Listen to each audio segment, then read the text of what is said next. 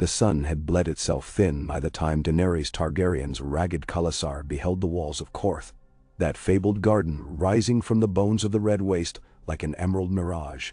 Her lips were cracked from sand-blown winds, yet she refused the water skin. Ser Jorah pressed upon her saddle.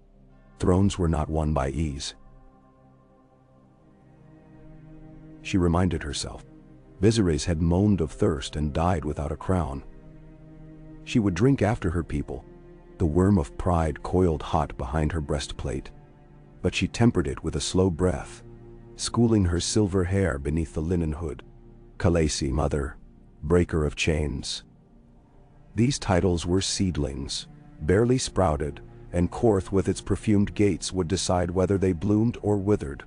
A column of Qarthine soldiers awaited beyond the gates, helms carved like serpent heads, scarlet cloaks stirring in the breeze that carried perfumes of jasmine and myrrh. Izaro Dixon Daxos led them, tall and splendid in robes that shimmered like molten pearls. He bowed low enough that the jewels in his ears grazed his shoulders. "Blood of the dragon," he intoned, voice smooth as shaded silk. "Welcome to the greatest city that ever was or will be." Daenerys answered in flawless Valyrian, savoring the flicker of surprise in his dark eyes. "Greatness is measured by the strength with which it guards the weak. My children hunger." She did not gesture to the dragons, still small, one each upon her shoulders and in the basket cradled by Eyrie, but to the gaunt riders whose cheekbones pushed like knives against taut skin. Izaro's smile expanded, yet a glint of calculation hardened the softness around his mouth. "Qarth is generous, Khaleesi. All you need do is ask." His gaze drifted to the dragons and back again, as though measuring whether mercy outweighed legend. They passed through walls painted with comets and moons, into avenues where pomegranate trees spilled over balconies. Water sang in hidden braziers. Yet beneath the fragrance lurked a residue of something acrid, like smoke doused in milk. Dany felt Drogon's claws tighten through her silk mantle, a warning. "Sweet shadows," Quaithe of the Shadow had whispered, beneath the night market's lamplight. "Beware, sweet shadows, for they sip at dreams." That night she slept in Zaro's palace of 1,000 rooms. Marble floors sweated moonlight. Braziers whispered green flames that tasted of ghost peppers and pine resin. She lay on a bed too vast for a single queen, curtains gauzed in gold, and listened to the city breathe. Somewhere beyond the courtyard,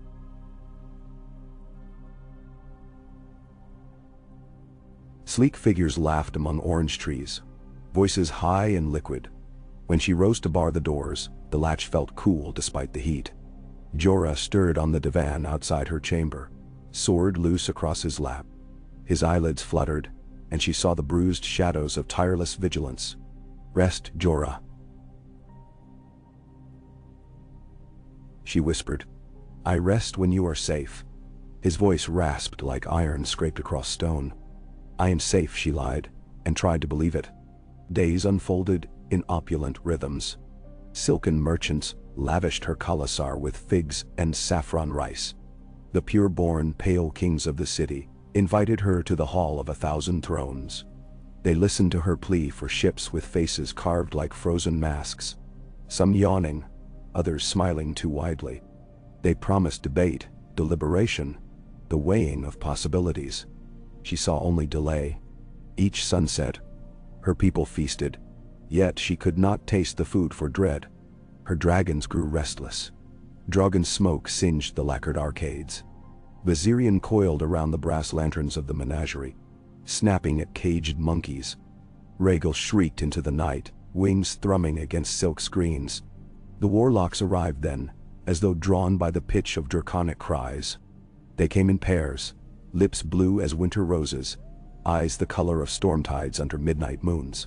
Pyat Pri bowed with wrists like birch twigs. "Most wondrous queen," he hissed, "the house of the undying calls you. Within lie visions of what must be and what may yet come. Drink our shade of the evening, and all doors shall open." Jorah bristled beside her. "Their doors lead only to madness." "Madness." Pyat's grin stretched until his gums gleamed indigo. "Madness is a candle in a hurricane, Sir Knight. Drink, and you will see the hurricane." Dany thought of prophecy, of a red comet and waking dragons from stone. I will come.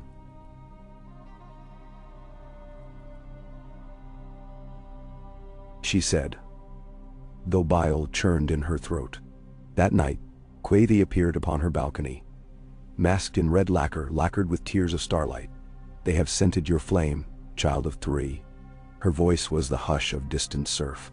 They would devour it to birth a darkness older than the world. Then tell me how to stop them. Dany begged. Go north.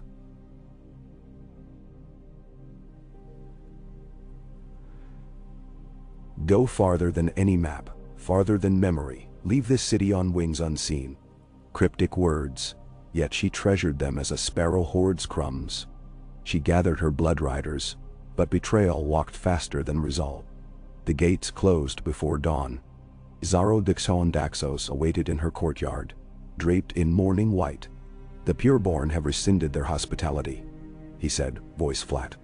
They fear you intend conquest. They fear fire made flesh. Behind him, Qarthine guards leveled spears at frowning Dothraki caught. She saw Jiki's hand twitch toward her arak. Rakaro spat on marble.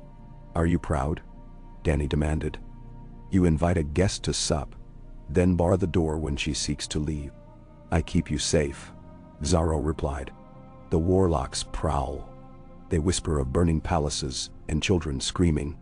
Remain here, beneath my roof. And Qarth remains your friend. Ben? She heard chains hidden in velvet. The dragons fluttered, wings beating like frantic hearts. She smiled as sweet as a Dornish peach. Then we remain. The House of the Undying crouched at the city's edge like a spider washed in twilight. Its pillars twisted around one another. Stone thick as whalebone, windows narrow as arrow slits. Pyat Pri guided her before dusk. 7 warlocks flanking in silence. They wore robes steeped in shade of the evening, and the air around them stank of cold cloves. Jorah and her blood riders marched close, but she felt distance stretch with every step, until each of them trudged separate paths that never quite touched. She wondered whether she still breathed, or only dreamed she did. Inside the house, corridors spiraled like serpent intestines. Tapestries bled from the walls, threads writhing into half-seen scenes. A pregnant wolf devouring her own cubs. A crowned corpse wielding a sword forged of weeping faces. Laughter drifted from nowhere and everywhere, a sound too thin to be human. Jorah's armor rang behind her, yet when she whirled he was steps farther than he had been. Profile blurred as if smeared by a painter's thumb. Drogon hissed at the gloom, but each echo came from a different mouth. She pressed onward, hand on the hilt of her small curved blade. She found doors, opened them, discovered rooms that mirrored the one she had just left, yet never quite the same. In one, a woman with lilac eyes nursed a newborn boy beside a heart tree that grew indoors. In another, Viserys knelt before a throne of swords, golden crown upon his brow, eyes molten with adoration as he beheld her kneeling to him. She shut that door and did not scream. At last, she came upon a chamber, lit by a single blue flame. The warlocks stood in a circle, arms raised, chanting a language whose syllables slithered. At their feet lay a chalice the color of the night seas. Drink, Pyat whispered behind her shoulder. Drink, and behold eternity. She lifted the cup. It smelled of root and rust. Drogon snapped at the rim, the warlocks recoiled, and she felt a brittle triumph. I have seen visions enough, she said, and flung the chalice against the nearest tapestry. The silk burst into violet flame, tongues of fire licking toward the stone ceiling. Screams erupted. Whether hers or theirs she could not tell. Drogon vomited thick smoke. She ran. The hallway wound itself anew. Doors multiplied. Some bled shadow, others exhaled fragrance of winter roses and death. She chose none, trusting the tug in her chest that led toward the setting sun. She burst through a low arch into blinding light, stumbled across cracked tiles, and fell upon sand. The house loomed behind, a squat ruin choked in vines. Jorah hauled her up, face ash pale. The dragons tore at the air, eyes blazing. They tricked us, he said. Hours have passed. Your people, from the city's heart, rose a bell cry, deep and mournful. Dany tasted copper on her tongue. Somewhere, a fire had started. A plume of smoke curled like a black dragon above Qarth's domes. The warlocks had promised visions of horror. Perhaps they now conjured it. "Back to the palace," she ordered. "If Xaro still holds my people, we free them." Tonight, night fell heavy as lead. Xaro's palace gates stood open, and silence lay thick enough to weigh on bones. Torches flickered in braziers, yet no guards paced the colonnades. Dany entered with blade drawn. Moonlight gleamed upon toppled goblets and a trail of spilled wine that led toward the inner gardens. Bells tinkled in the breeze, mocking in their merriment. She found her Khalasar corralled beneath the fragrant orange trees. Qarthine guards lay scattered, throats neatly slit. Her people crouched unbound yet unmoving, transfixed by shapes that drifted among them. Warlocks, a score at least, robes undulating like ink in water. Each held a silver whip that hissed with arcs of pale fire. Irri knelt by the fountain, tears staining dusty cheeks, clutching an empty basket. "Where's Rhaegal?" Dany's mind screamed. Drogon answered, streaking from the eaves, flames spearing into the warlock throng. Blue-robed figures burned green, howling without sound. Yet others emerged from smoke, as many as before, and the silver whips cracked toward the dragon, binding him in nets of lightning. Drogon shrieked, an infant sound, brittle and terrified. Dany lunged, blade flashing, but the ground lurched beneath her. A circle of symbols glowed at her sandals, sigils etched in powdered gemstone. The air thickened, and Pyat Pri stepped beyond the ring like a serpent from grass. "Fire is life," he crooned, "and life is the coin we pay to glimpse beyond. Your flame, mother of dragons, is worth 1,000 suns." He lifted a glass dagger, edges humming with captive starlight. Jorah roared and charged, yet 3 warlocks interposed, binding him in that same silver lightning. The Blood Riders fared no better. Dany felt the iron chain of powerlessness cinch around her ribcage and tighten. "Let her go," she heard herself plead, voice too small for a queen. "Take me if you must, but spare." "Spare?" The warlock laughed, and the sound was the flutter of bat wings in a tomb. "Spare the cubs so they may burn us later?" "No." He raised the dagger, and in that breath, Daenerys Stormborn understood what Quaithe had foreseen. Sweet shadows stealing dreams. She met Pyat's gaze, not with fear but fury, and spat in his face. "Then choke on me," she said, "and know your last breath tastes of fire." The blade descended, curved like a crescent moon. She closed her eyes. She did not feel the first cut, only a coldness, spreading outward, as though the dagger had pierced not flesh, but the sun at her core, bleeding its heat into the night. She fell to her knees. The dragon screamed, sound without words, pure and primal. The warlock staggered, as though the cry shattered glass only they could see. Drogon wriggled free of the crackling whip, smoke boiling from his nostrils. Pyat stumbled back, face flecked with her blood that steamed upon his blue lips. His smile wavered. "You cannot," he began. Dany's vision dimmed, yet in the gathering dark she saw wings unfolding, vaster than any dragon's. A silhouette of fire against night. Valyria. Valyria, she thought. Mother, father, call. Rhaegar's song. The blade slipped from Pyat's fingers. He reached for it, but Drogon's jaws found his throat. Blue blood and red flames mingled in a burst of color that painted the garden walls. The other warlocks screeched, twisting into swirls of vapor. The silver whips fell as lifeless cords. Ser Jorah broke free, hauling her upright. She felt nothing below her ribs, yet her hands sought Drogon's scaled neck. Her fingers brushed his heat, as one might touch a hearth in winter. "Khaleesi, stay with me," Jorah begged. She tried to speak. Words fluttered out, too soft to hear. The world teetered, and she saw scattered moments. Rhaegal springing from shadows to perch upon her lap. Viserion curling around her arm, keening low. Yrra's tears sparkling like dew. Her Khalasar closing ranks with blades drawn. Jorah lifted her, cradling her as though she weighed feathers. Someone called for a healer. Someone prayed to R'hllor, to the drowned god, to any god that might listen. Yet the warmth fled her blood, leaving ashes in its wake. She watched her breath plume white, frost upon her lips. The air of Qarth was warm. Why then did she see frost? Because winter has claimed me. Darkness pressed in. She sensed Drogon's grief as a furnace banked, rumbling low. The garden receded until it was a moat against vast night. Beyond lay halls of echoing stone, voices singing a song she had heard once beneath the red comet. Dragons old and dead, calling their blood home. She reached for Jorah's hand. "Protect them," she whispered. "My children, my people, promise." His tears fell hot upon her brow. "I will. I swear it, my queen." She believed him. Then the darkness swallowed sound. Swallowed light, and Daenerys Stormborn, last scion of House Targaryen, rode the wings of ashes into whatever lay beyond the world's edge.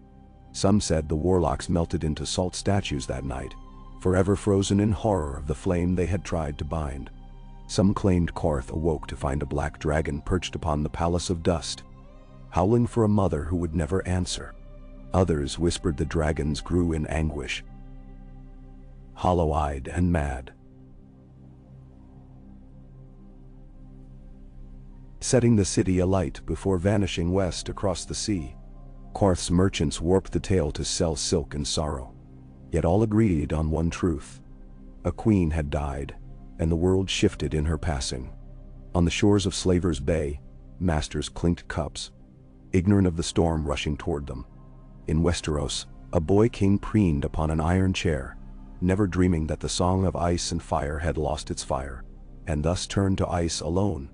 Far in the cold north, ravens beat their wings harder, sensing the world grow brittle as first frost.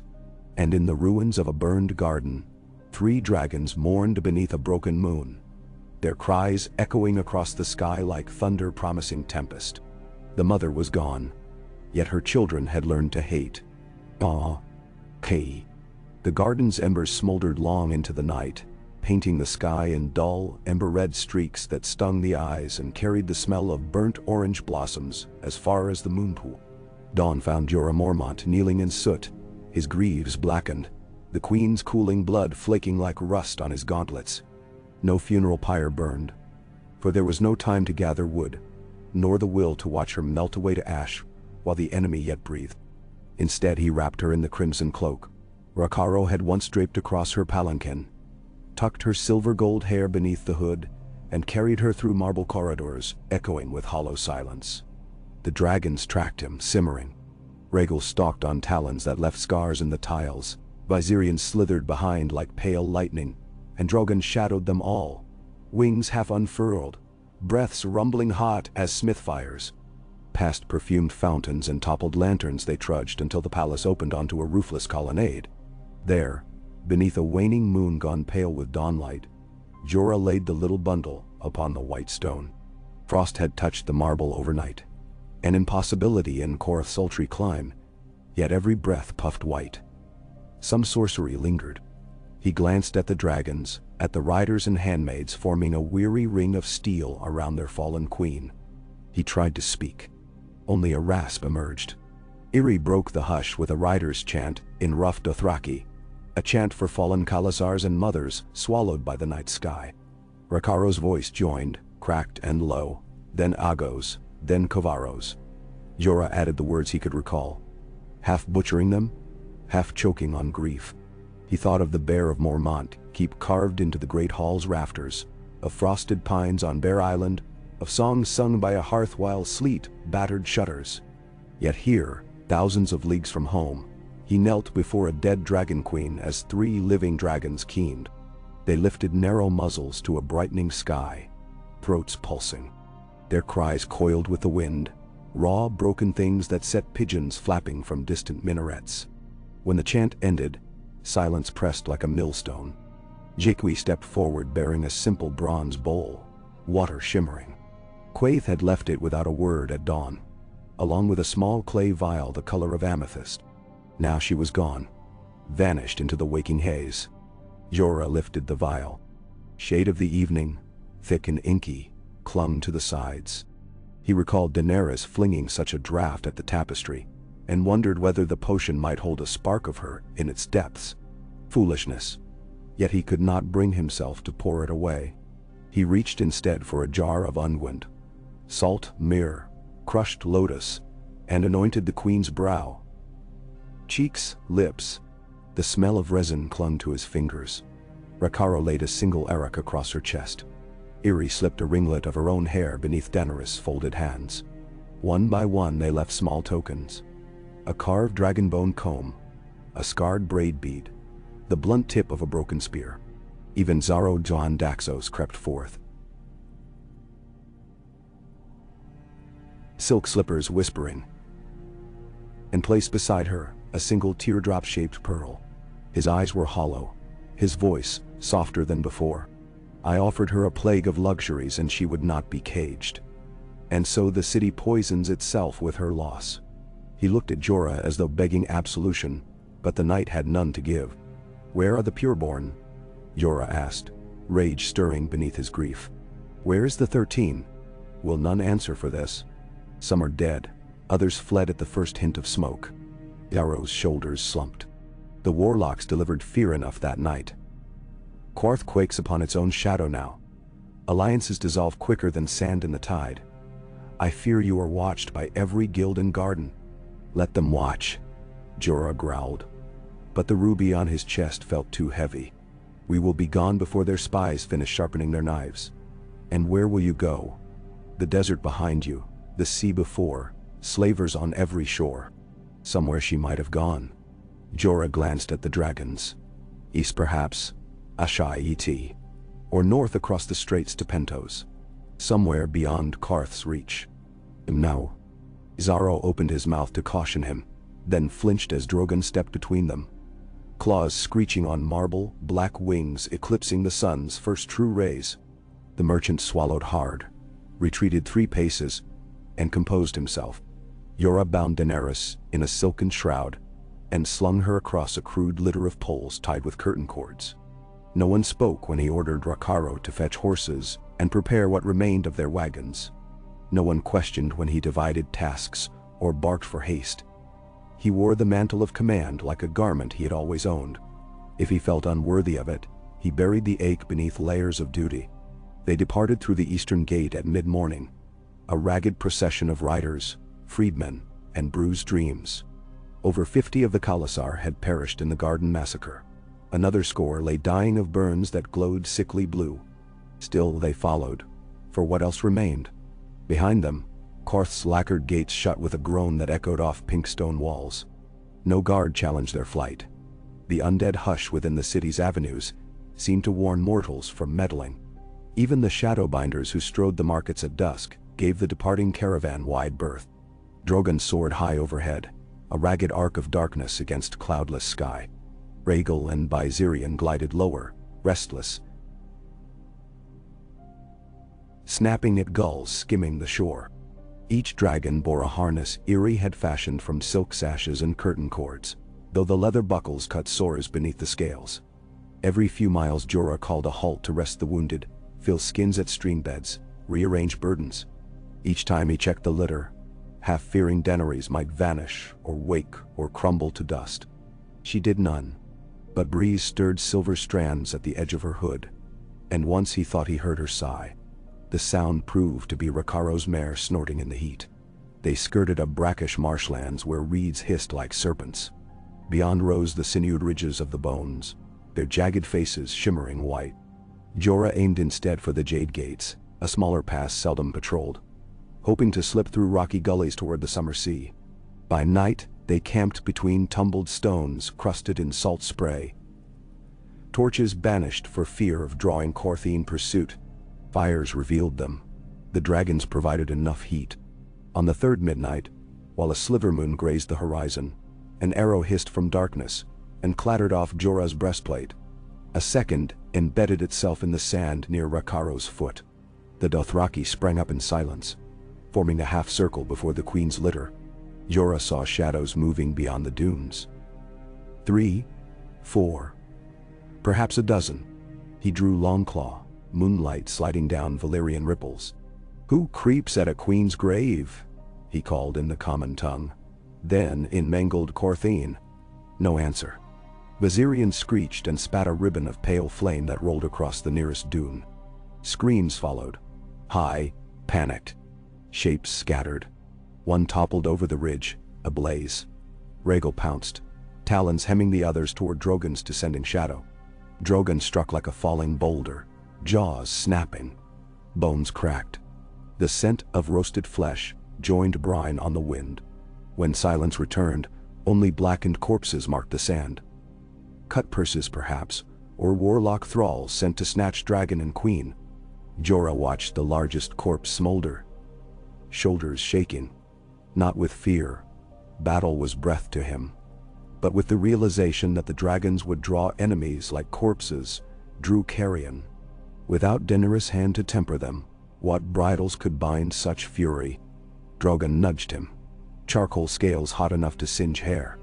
The dragon's eyes, rooted around vertical slits, searched his face as though measuring him.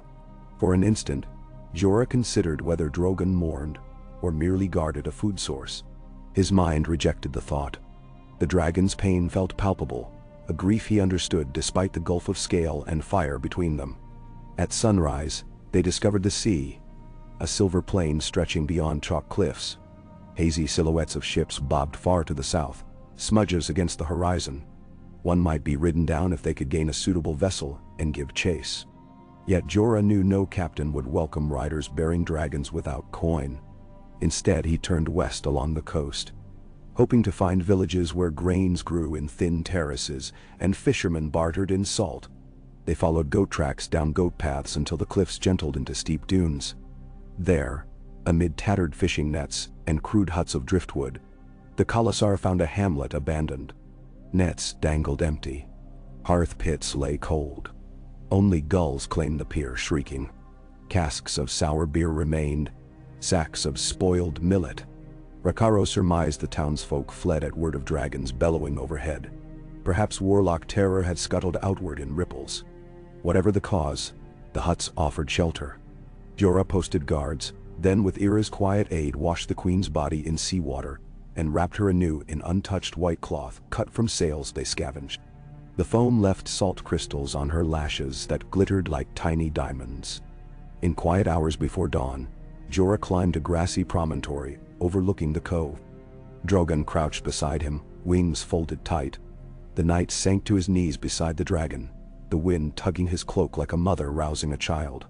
Below, torchlights speckled the camp. Rhaegal curled around barrels beside the litter. Viserion perched atop a hut's sagging roof ridge. The image might have been drawn from some maester's delirious verse. A night beneath stars, a black dragon for company, a silent queen sleeping where waves whispered. He spoke, though no soul save the dragon heard. "I loved her." The words fluttered free, raw and tremulous. He had said them before, in muttered prayers and drunken oaths, but never so plainly. "I loved her as fire loves air, and fire is nothing without air." Drogon's red eyes narrowed, steam puffed from his nostrils. "I will see her lain to rest in a place worthy of a dragon queen.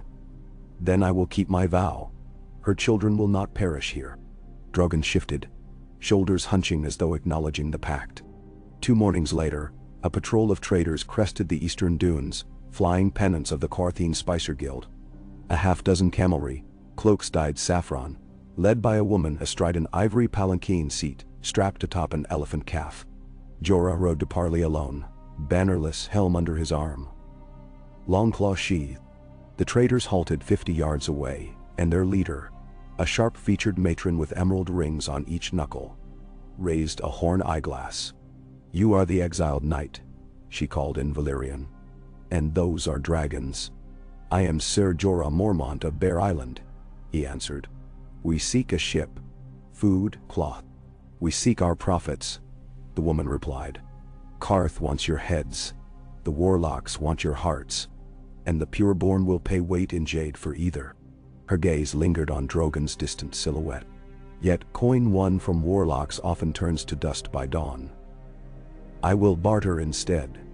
You give me scales, shed freely, no harm to beasts.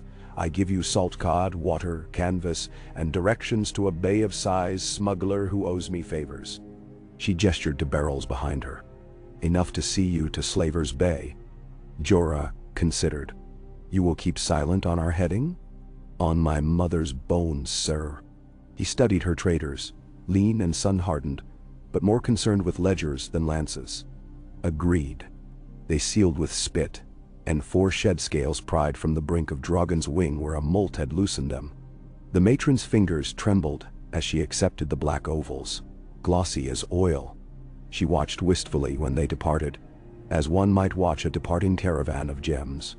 Southward they marched, hugging the coast. Daylight bled them beneath a merciless sky.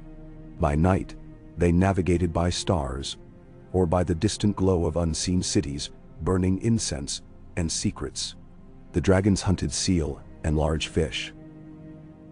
Sometimes Drogon returned, clutching a goat stolen from clifftop pens. Jorah rationed the salt cod, bartered cloth at lonely villages for onions, dried limes, unpolished rice. He scrawled names on a torn scrap of parchment, those dead on the warm night in Qarth, numbers dwindling each week by fever or wound. Each line felt like a drop of his own blood. Once they passed a stone obelisk etched in runes older than Valyria. Its top had broken, lying crouched like a decapitated titan. Quaithe appeared that evening, stepping from violet shadows cast by the setting sun. She perched on a boulder, masked face unreadable. Rakharo readied an arrow. Jorah bid him lower it. You move along the tapestry the wrong direction, she murmured. Threads tighten. What tapestry? Jorah demanded. The one-time weaves. In losing the dragon's mother, you tangle many fates. Beware slaver chains that rattle like songs. Beware red priests who offer hope. Beware the cold that walks in daylight. She swept a hand east toward the invisible bones, then vanished. No prints marred the dust where she had stood. Irri feared these omens. Rakharo scoffed, but his knuckles whitened on his arak. Jorah pretended indifference, yet that night his dreams filled with rattling chains and priests, wearing masks of flame, while a chill wind howled beyond crumbling ice walls. After 13 days' march, a single-mast cog anchored in a cove of broken quartz rocks. Patched sails, hull scarred by barnacles. On its deck lounged a narrow man in salt-stiff leathers, one eye milk-white. Jorah hailed him, offered coin looted from Qarthine purses and silk bolts stolen from palace stores. The smuggler spat overboard. Coin spends, he said, but your beasts scorch decks and crack masts. They will fly above, not ride below, Jorah insisted. You carry people alone, and how do I outrun shadows that ride wind? The smuggler stroked his gray knot of a beard. Double price for risk. Half now. Half when we land in Astapor. Slaver City, Rakharo hissed. Jorah silenced him with a glance. He had chosen Astapor precisely because its masters prized coin more than questions. There they might refit, gather intelligence, perhaps sell silk to purchase passage farther west. Or maybe find a red priestess to work a miracle he dared not speak aloud. The smuggler agreed. Through moonlit surf, they rode bodies in bundles to the vessel. Drogon circled above, blacker than the sky. Viserion fluttered aft. Rhaegal, reluctant sailor, clung to the mainmast shrouds until ropes snapped beneath his weight. Only when Jorah promised fresh carcasses each dawn did the dragon retreat, to glide behind the wake at a respectful distance. Afternoons blurred into leagues across jade swells. The queen's litter lay secured in the captain's cabin, shrouded upon a bunk. Each dawn Jorah entered to sit in stiff silence, recounting memories as though she might wake to answer. He spoke of Pentos sunrises, of the breathless hush when Drogon first chirped, of how she had once told him fear cut deeper than swords, lessons given, lessons learned. He spoke until his throat cracked, then fell asleep beside her, dreaming of warm breath across his cheek. Each time he woke alone, storms found them off Basilisk Point. Waves slapped the hull like battering rams. The dragons fought the gale above, eyes lit by lightning. A mast cracked, yards snapped, rigging tumbled in snarled coils.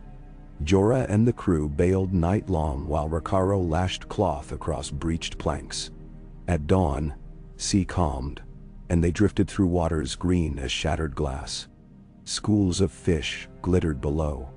If not for the bodies of men tangled in rigging, sailors swept overboard in the dark. They might have called it beautiful. The smuggler cursed gods old and new, but accepted the loss as price of living. 10 days out, a slaver galley appeared on the horizon, scarlet sails emblazoned with a golden harpy.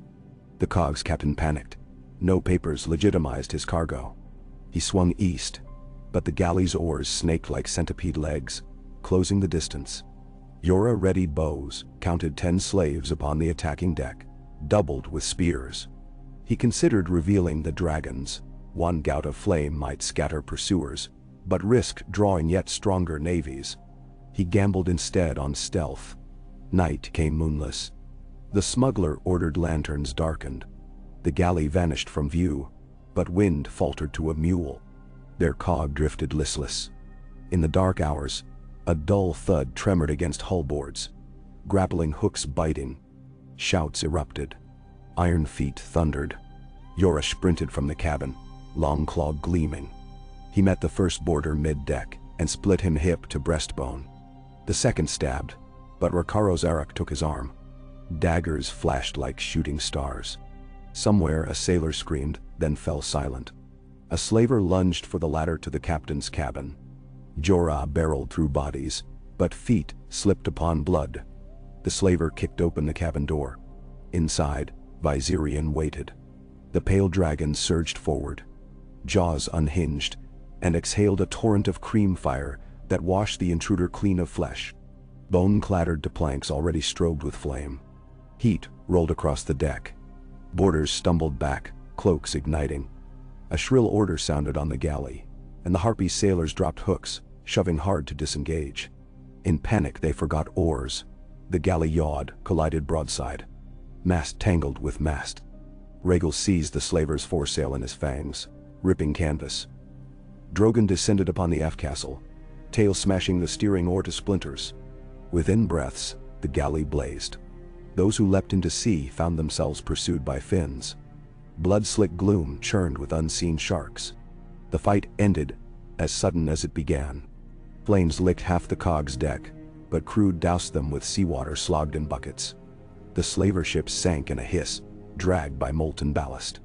Jorah caught his breath, chest heaving. Gaze falling on the cabin door charred to cinders.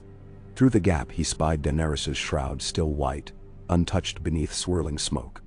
The flames had curled around her but dared not cross the line between floorboards and bunk, as though dragon fire recognized its own blood. Jorah wept then, sobbed swallowed by crackling timbers. The captain cursed the damage but never again questioned the dragon's presence.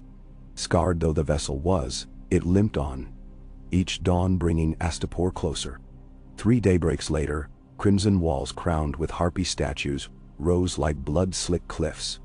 Gulls screamed above latrine trenches that crisscrossed the mud-brick suburbs. Slave markets boomed with chants, manacles clanging to lure buyers. Jorah felt sickness bloom in his gut, a stench of misery more pungent than the warlocks brewing. He paid the captain, adding a sliver of Drogon's black scale to soothe risk. Then he led the Khalasar through squalid streets to a half-collapsed warehouse near the canal district. There among rotting ropes and broken amphorae he plotted their next move. Each path seemed ringed by snares. North to Meereen, where her brothers usurped scions reigned. West to Volantis, where red priests might resurrect faith, but not flesh. Rumors spread that a priestess named Kinvara preached of dragons soon to return. But would she aid living fledglings or crave the dead queen's bones? At dusk, as he leaned over a cracked crate, studying stained harbor charts, a shadow crossed the lamplight. Qarth stood beyond the doorway, mask aglow in lantern shine. "Do not linger," she whispered, voice thrumming like a harp string plucked too hard. Chains rattle loud in Astapor, and enslavers bay slavers do not suffer debts unpaid. The city bleeds, the masters sharpen harpies' claws. They will scent your dragons. Daisun Chao. I know, he said, but despair pressed like a mailed fist against his sternum. Where then? She cannot rest in a midden. North lies a river whose waters sing of sorrows. Follow it through black marsh to a hill crowned with ghost grass. There burn her with cedar and myrrh, and let the smoke guide wings to home. Home? For dragons? You speak riddles. The truest speech is a mirror. Look and see. She melted into lamplight. Jorah touched the edge of the chart where her shadow had pooled. The parchment felt cool. Ghost grass and cedar. Somewhere in the delta widening north of the city. At first light, they hired 3 wagons disguised as dung carts, loaded the queen's litter beneath tarpaulins, bundled the dragons in canvas nets soaked in placating oils. Drogon snarled. Rhaegal thrashed. But one stern glance from Jorah, steel meeting ember, stilled them. They rolled through Astapor's gates before dawn whistles blew. No sentinel counted carts. Too intent were they on gawking at unsullied drills ringing the parade square. The river met them 30 leagues north, broad and olive green, its banks hung with weeping tamarisk. Fisher villages stank of algae and boiled crayfish. At sunset on the 4th day, they reached a marsh where reeds rose taller than a mounted man and ghost fire lilies bloomed luminous blue. Beyond, a low hill rose. A gentle mound crowned with grass bleached the color of moonlight and graves. Ghost grass, Eerie whispered. It grew only where death had tarried long. They climbed the slope beneath stars. No bird sang. At the summit lay a flat rock scarred by unknown claws. Jorah ordered wood gathered. Cedar branches from a copse half a mile east, mere stems robbed from wild shrubs, sprouting along the river's edge. The Khalasar built a pyre ringed in smooth river stones. Dragons watched, wings mantled, eyes reflecting flicker fire. Before dawn's first blush, Jorah placed the queen upon cedar boughs, straightened her silver locks, folded her hands. Around her, they laid tokens. Rakaro's arak, Ago's carved idol, Eerie's braid bead, Jorah's own bare-headed pommel, broken from a child's training sword. Last, he set the warlock's glass dagger, now dull, at her feet, a hunter slain by its prey. The sky colored from cobalt to indigo, then lavender. The moment came. He strode to Drogon. The dragon bowed his head. Jorah placed a hand upon obsidian scales, hot as forge iron. "Do it, my friend," he said. "Send her to the lands beyond sunset." Drogon inhaled, a great bellows draw that shuddered the hill grasses. Then a pillar of red-orange flame roared forth, coiling around cedar, kissing myrrh, swallowing silk. Rhaegal joined, viridian fire twisting through crimson. Viserion added pale gold to turn night to noon. The air filled with the scent of pine and honeyed smoke. Sparks danced heavenward like embers seeking the moon. Flames rose so high they brushed the stars, and seemed to paint them blood red. Jorah stepped back. Shielded eyes with one mailed arm. Tears streaked soot down his cheeks. He remembered another pyre on a red waste's edge, and how fire had birthed dragons once. Could fire now birth hope? He doubted. Faith came harder than steel to a man twice broken. Hours passed, dawn arrived. Flames subsided into a womb of embers glowing heartbeat red. The hilltop hissed. Wood collapsed inward. They watched through noon as heat shimmers danced. At last only white ash remained, swirled into delicate drifts. Wind caught the ash, lifted it skyward. Drogon beat wings once, stirring the remnants into a spiral that rose like a thin ghost, then thinned into nothing. Silence. Jorah stepped onto the mound. Beneath the ash lay 3 objects. A twisted glass bead, melted yet glimmering. A tiny charred pearl. And bones, small, fragile, shaped like a newborn's hand. Not Daenerys. Hers were burned to dust. These bones gleamed black, scaled, unmistakable. Dragon hatchling bones. For one breath he imagined the queen reborn. But the bones were too small, too alien. He knelt, staring, as if meaning might rise from them. Iri touched his arm. Khaleesi's spirit rides the wind, she whispered. The bones are signs she guides her children still. He gathered the relics in a silk scrap, tied it, and hung it about his neck. Hope or delusion, he scarce cared. He would carry them always. When the sun began its westward drop, Drogon lifted into the sky, a thunderclap of wings. Rhaegal followed, then Viserion. They circled thrice, shadows sweeping the grass. On the fourth pass, Drogon veered north. Rhaegal shrieked and dived after. Viserion hesitated, looked to Jorah, then climbed to follow his brothers. 3 dark specks dwindled against clouds, heading toward a horizon unseen. A hollow opened in Jorah's chest. He had promised to protect the dragons. Now they left him as though his oath held no weight. Or perhaps they flew to where he could not follow. Rakara watched, jaw set. Khaleesi rides their wings, he said. Half wonder, half lament. Jorah forced himself to nod. Then we ride earth. He turned to the Khalasar, numbers fewer than ever, yet eyes gleaming with new purpose. Astapor's chains shall fall. We will buy them with enemy gold, or break them with steel. We have lost a queen, but not her cause. They cheered, a ragged sound, but sincere. Iri wiped tears and shouldered her satchel. Rakaro raised his arak. Jorah took one last glance north, where dragons merged with clouds. He wondered what world awaited those distant wings.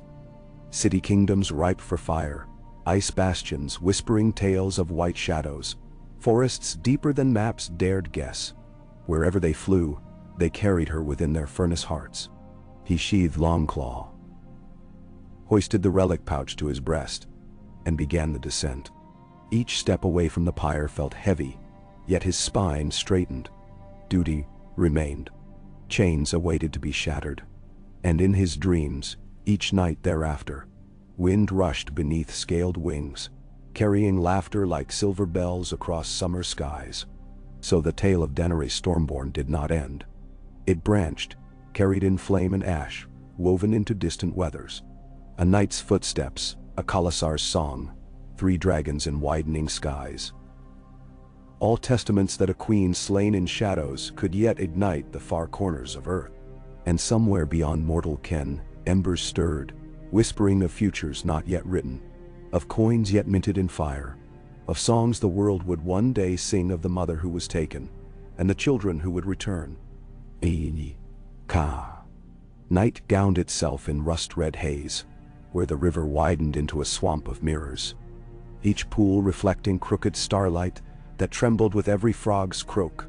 Wind carried the breath of the summer sea, briny, mournful, and threaded it through threads tall as spears. Jorah Mormont crouched on a half-submerged log, feeling slime seep into the joints of his greaves while he waited for the unsullied sentry to pass. Across the shallows, the slave soldier's lamplight bobbed like a drifting ember, pausing at intervals so the eunuch could listen for trespassers. He would hear only the marsh insects, the splash of distant mullet, the hush of ghost grass rubbing blade against blade. Jorah had watched the unsullied drill for 7 days from reed-blind hollows.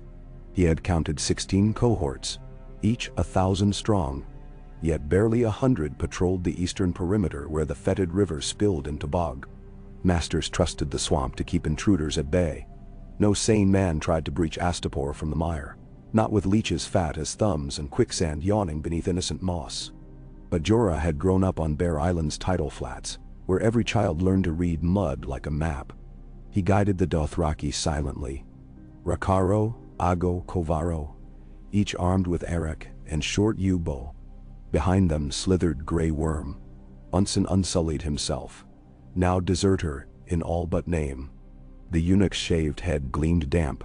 His eyes, set deep beneath ridged brows, missed nothing. Iri and Jikwi waited with the wounded 2 miles back where ghostfire lilies glowed, guarding the relic pouch that held Daenerys' melted bead and tiny dragon bones. They understood this night could damn them all. Yet when Jorah had spoken of the plan, steel, the symbol of Astapor's cruelty, A single boy slated for the spire of truth's public gelding, and ignite revolt. Eerie had simply touched the pouch and said, "Khaleesi guides flame." Jorah prayed she was right. The sentry's lamplight drifted past, vanished behind a kink of cane. Jorah hissed like a marsh gull. Rakharo surged forward, water muffling his footfalls. They crossed a field of soggy tussocks until they reached a mud rampart reinforced by stakes. Here Grey Worm knelt, hands working a knot of ropes he had cached the night before.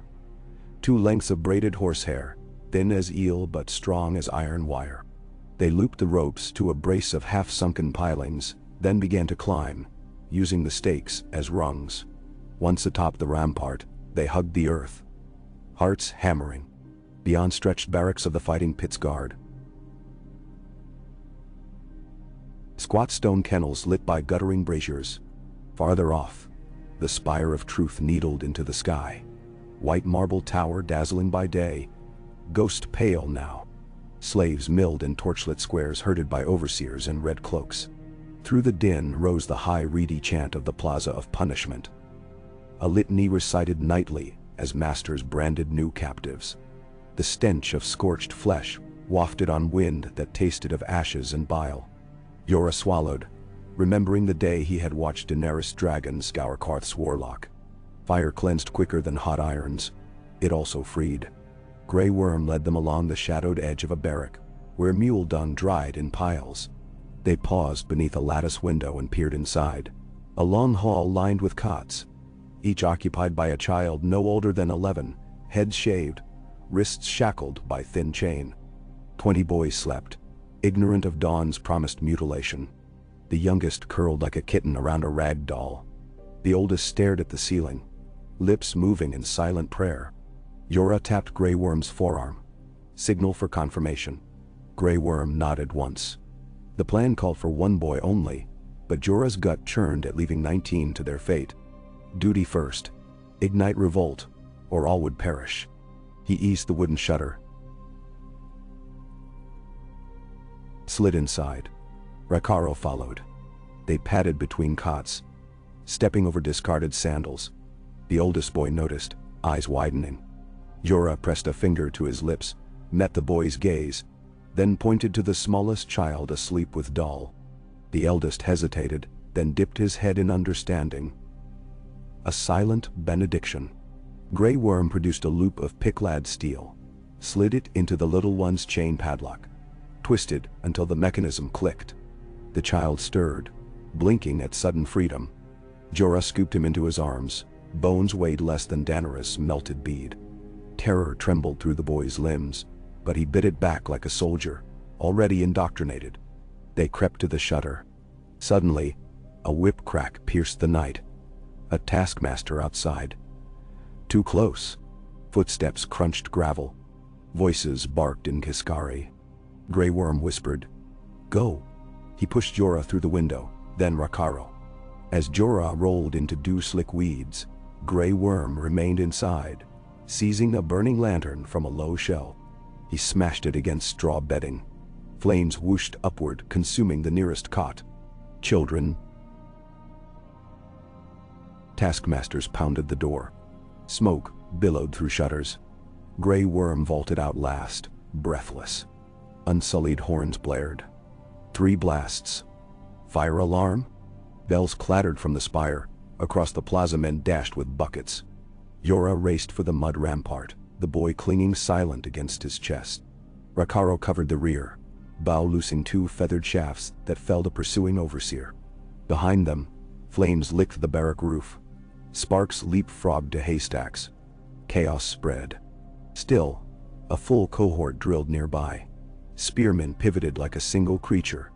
Shields braced. Orders rang. As they clambered the rope lines, bolts hissed overhead. One struck Grey Worm's calf. He stifled a grunt, hauled himself onward. On the rampart's far side they slid into fetid water up to their waists, reeds hiding them. Jorah waited 50 yards before permitting a breath. The boy nestled in crook of arm, small as a swan chick. When they reached the lily glade, Irri sobbed in relief. She pressed a kiss to the boy's brow, cooed in Dothraki, though he knew none. Grey Worm collapsed, arrow still lodged. Blood mingled with marsh slime. Jiki heated a dagger tip, cauterized the wound beneath a blanket to muffle screams. Dawn's first glimmer showed smoke pillars above Astapor, muffling the harpy icons. Throughout the day, more fires erupted. Slave barracks, granaries, a larder storing unsalted pork. Jorah's single blaze had become many.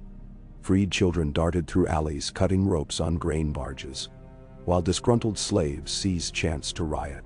By twilight, unsullied companies ringed their masters in the plaza of punishment, spears facing outward. Above them, the great bronze harpy banner ripped loose, tossed by wind into the canal where it sank like a drowned idol. Jorah watched from a rooftop he had claimed in a northern slum. Dothraki archers at his side, Grey Worm limping, Eerie rocking the rescued child. On a balcony opposite, a red priestess preached. The Dragon Queen is reborn in the fire of justice. Her enemies burn. War wills it. She wore a ruby at her throat that pulsed with inner light. Jorah's heart stumbled. Did she know Daenerys had died? Or did she speak of some prophesied return? The crowd below roared approval, fists punching air. Night again. Jorah convened his tattered council. A score of freed pit fighters, 2 cobblers armed with cleavers, half-starved fishers with gutting knives, and 1 unsullied Sergeant Grey Worm had convinced to break oath. They huddled around a charcoal map scratched on clay tile, planning to seize the kennels where masters quartered personal guard dogs trained to tear escaping slaves. Strike the master's kennel, free the hounds, turn them against their keepers. While Unsullied faced barking chaos, their western gate would stand exposed for the fisher militia to storm.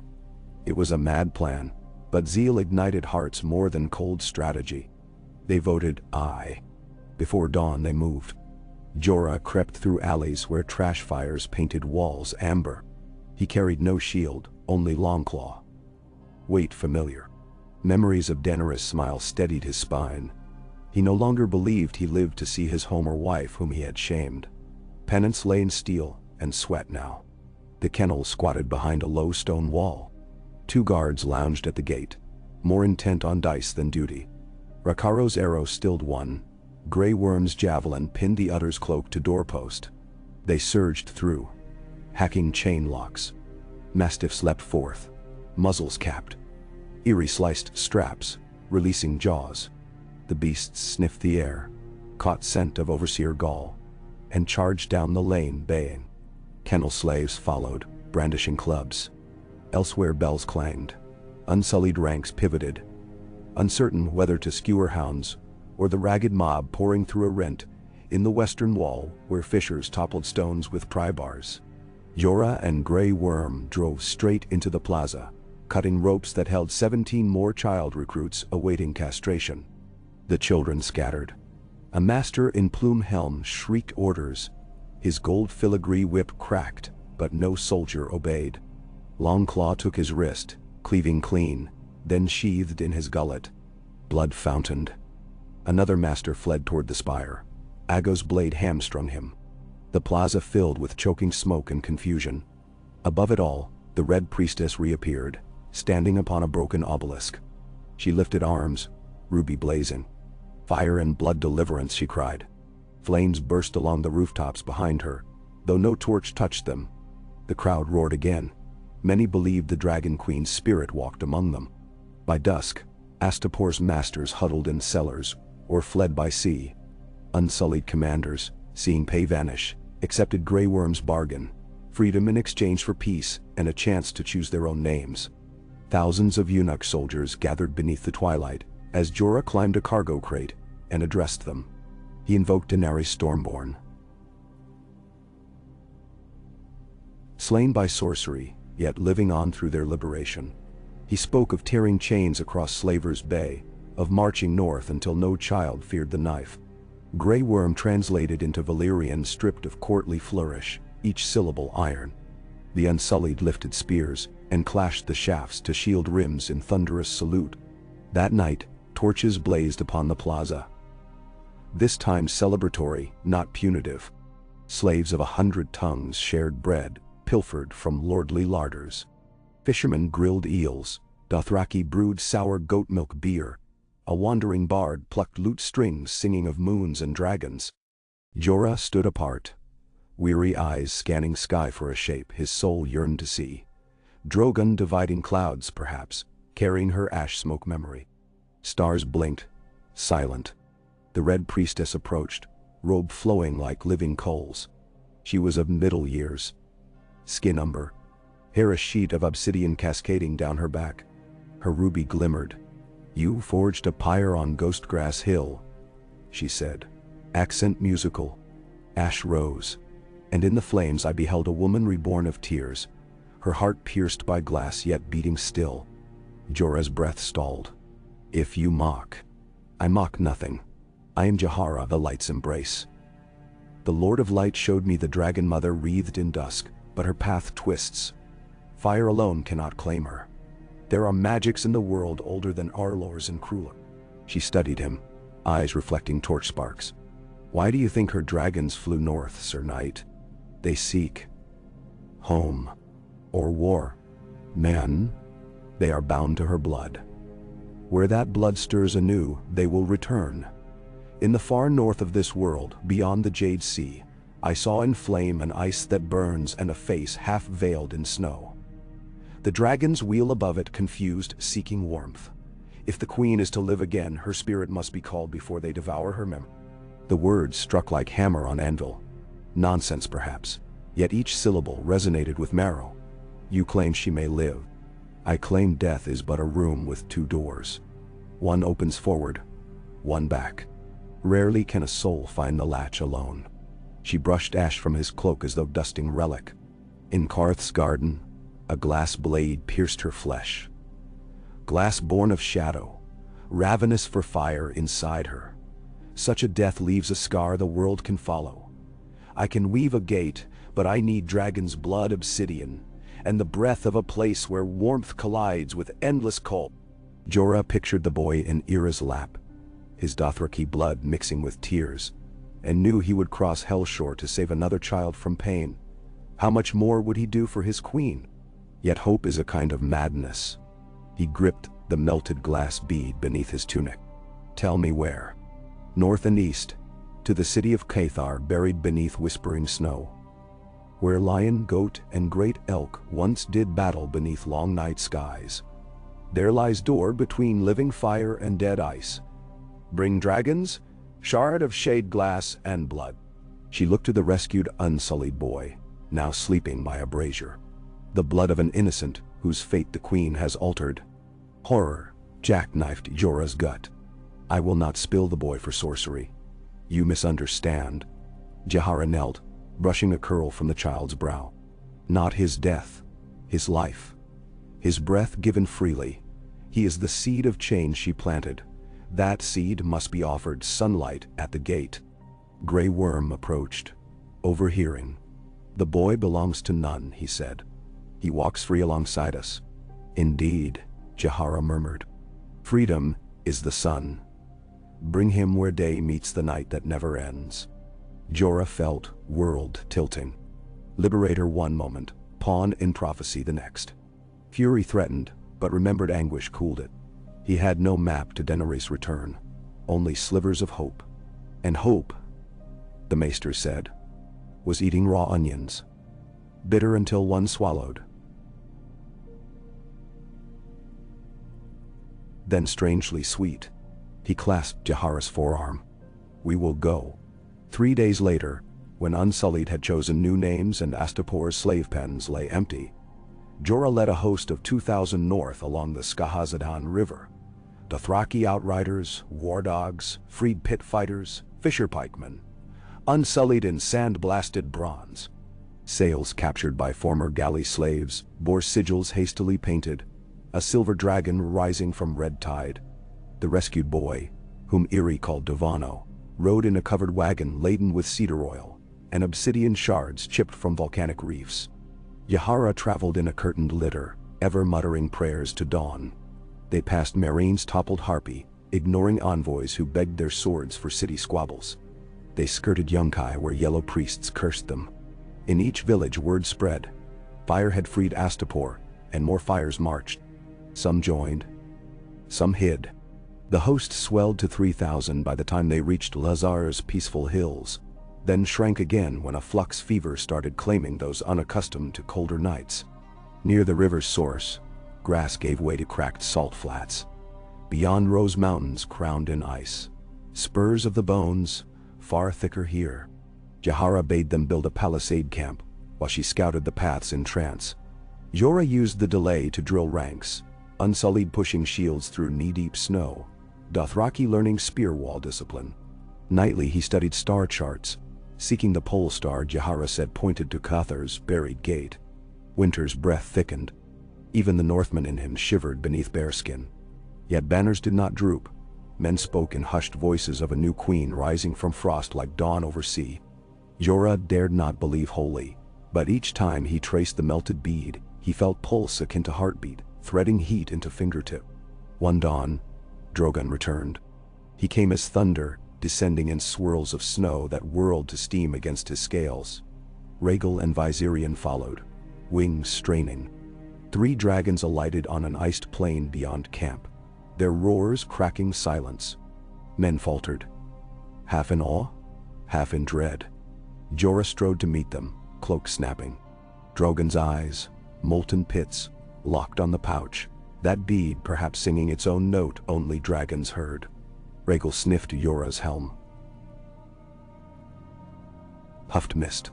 Viserion twined around the wagon where Davano slept, but with tenderness, as if guarding a ward. Jorah placed his palm on Drogon's neck. "We march to the Gate of Snow," he whispered. "For her." The dragon's growl vibrated through his bones like drumbeat. He chose to hear assent. Yahara emerged, face ghostly in dawn glare. "They have tasted the wind of the place we seek. They will guide us now." Thus began the Frost March. The host followed dragons north into no man's land, where wind carved crescent dunes of powder, and sun glimmered weakly like a coin lost under glass. Unsullied feet moved in perfect cadence, but Dothraki stumbled, their horses unused to slick ground. Many nights fires could not be kindled for want of fuel. Jahara's ruby burned brighter than torches, casting scarlet halos on hollow faces. At the 20th camp, scouts spied ruined pillars jutting from a frozen lake, stone unlike any in Slaver's Bay, veined black and silver. Jahara declared at the outskirts of Cathar, city woven of light in elder days, its halls now entombed beneath ice thicker than castle walls. They hacked a path onto the lake. Every footfall echoed weirdly, hollow, as if titans whispered beneath. In the lake's center, dragons scraped talons on the ice, chipping shards. Steam plumed.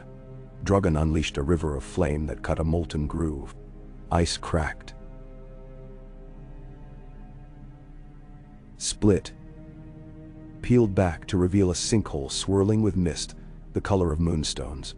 The opening breathed a chill fierce enough to numb tongues, yet from its depths pulsed faint gold radiance.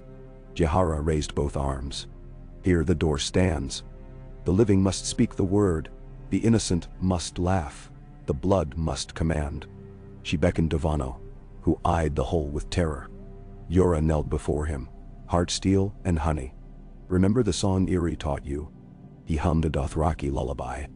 The boy nodded, voice tremor thin, but sang a snatch, a tune of riders racing dawn.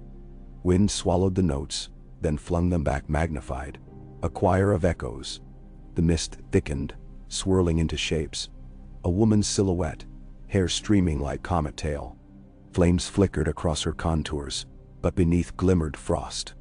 The figure reached upward, yet chains of glass coiled her arms. Drogon roared. The apparition's head snapped toward the sound, and eyes of molten amethyst met Jorah's. He stepped closer, tears freezing on lashes. "Daenerys," he breathed. Glass chains tightened, cracks spiderwebbed, dripping shards. Yahara chanted words older than summer.